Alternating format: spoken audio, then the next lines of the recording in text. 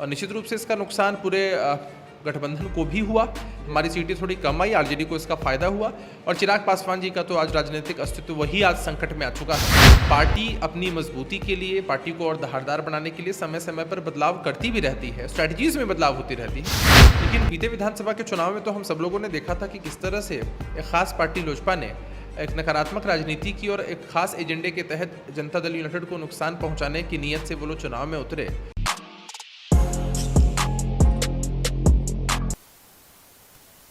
नमस्कार, बिहार के digital media के जनक भारत लाइव भी देख रहे हैं आप। जदयू कार्यालय में मौजूद हैं। जदयू प्रवक्ता अभिषेक झा जी अभी हमारे साथ मौजूद हैं।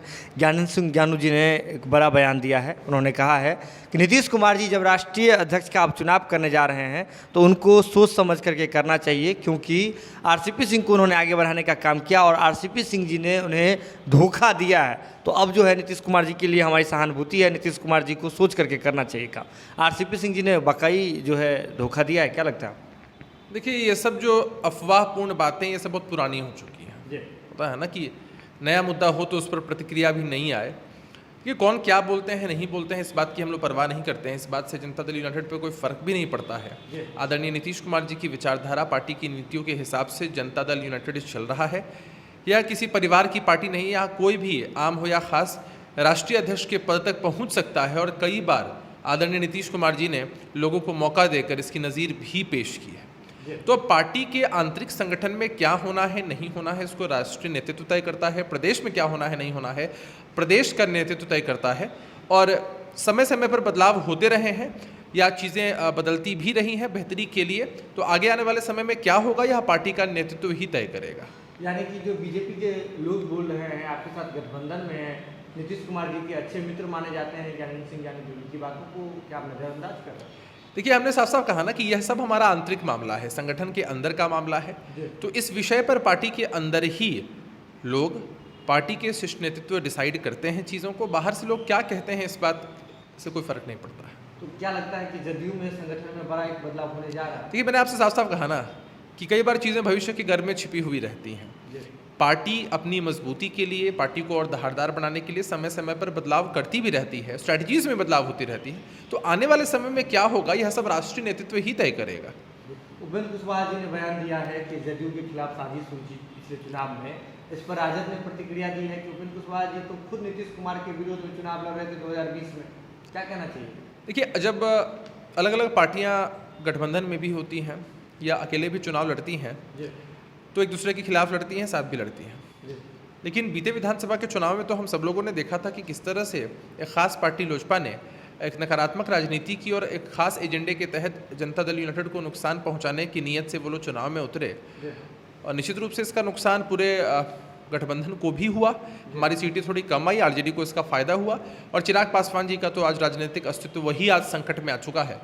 तो ऐसे परिप्रेक्ष्य में तो चर्चा लगातार होती ही रही है कि भाई लोगों ने इंटेंशनली जनता दल यूनाइटेड को डैमेज करने की कोशिश की है। आपने लोजपा के विषय में कहा, लेकिन लोजपा के साथ तो अब आप ही लोग खड़े हैं। पशुपति कुमार पारस जी मंत्री बनाए गए, आप ही के कार्यालय के बाहर बड़े बड़े पोस्टर लगाए थे धन्यवाद नीतीश जी करके। ये तो उनका बड़प्पन।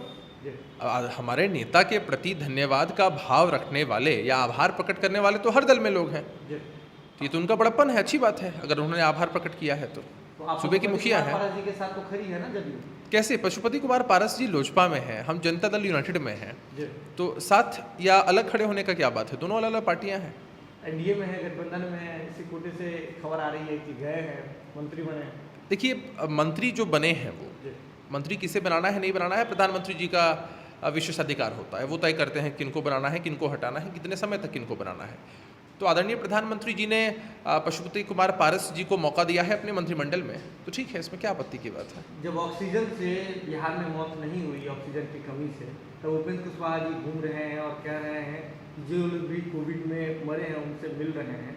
तो बातों में विरोधाभास तो नजर आता है। देखिए, कोविड से मृत्यु हुई है इस बात से तो कोई नकार नहीं सकता है। बिहार एक ऐसा राज्य है जहाँ पर अगर कोविड से मौत के जो आंकड़े थे वो कम भी थे, तो बाद में उसको रिवाइज करके प्रस्तुत किया गया। और बिहार पूरे देश में इकलौता ऐसा राज्य है जहाँ पर 4 लाख मुआवजे के रूप में लोगों को दिया जा रहा है। 3737 लोगों को यह राशि का भुगतान किया भी जा चुका है। तो उपेंद्र कुशवाहा जी जब घूम रहे हैं और लोगों के घर जा रहे हैं तो उसकी एक ही मंशा है कि लोगों को मुआवजा मिलने में कोई दिक्कत नहीं हो, कोई सरकारी व्यवधान नहीं आए। सरकार उनके साथ मुस्तैदी से खड़ी है और उनको हर सहायता मिलनी चाहिए। ऑक्सीजन की कमी से मौत हुई है बिहार में?